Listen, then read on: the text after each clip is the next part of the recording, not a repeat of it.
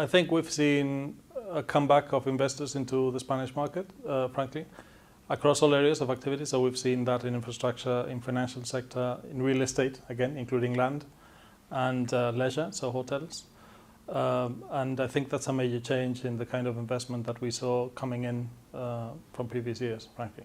We have perceived that slowdown over the last few weeks, perhaps months, from September or so, I would say. I think we are relatively optimistic that this will pick up again in 2016. I think the basis for transactions to happen are there. So we have financing there again. The price of financing is fine.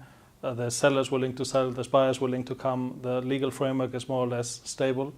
There's question marks around the government stability and what change might bring. But other than that, I think the bases are there for us to have a good year. The only thing I would mention perhaps is that we have seen the use of reps and warranties insurance, which is something that has been looked into in the past but never really used. And we've seen that put to practice. And in fact, we've seen comments that there's actually been claims already made under reps and warranties insurance. So that's a big change for us.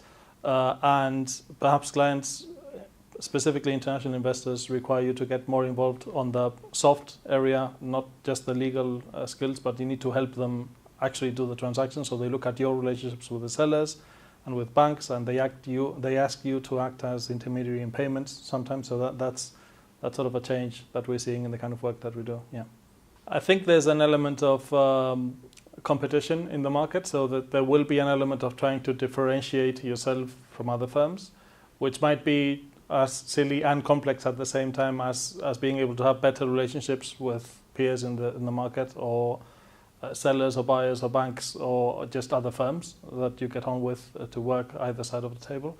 That's one thing. And I think that spreads across not just winning client work, but retaining talent. And incentivizing people to want to become a lawyer in a law firm and not move in-house and things like that. So we also see competition from in-house teams which are starting to grow, poaching good lawyers from firms, which is also a challenge.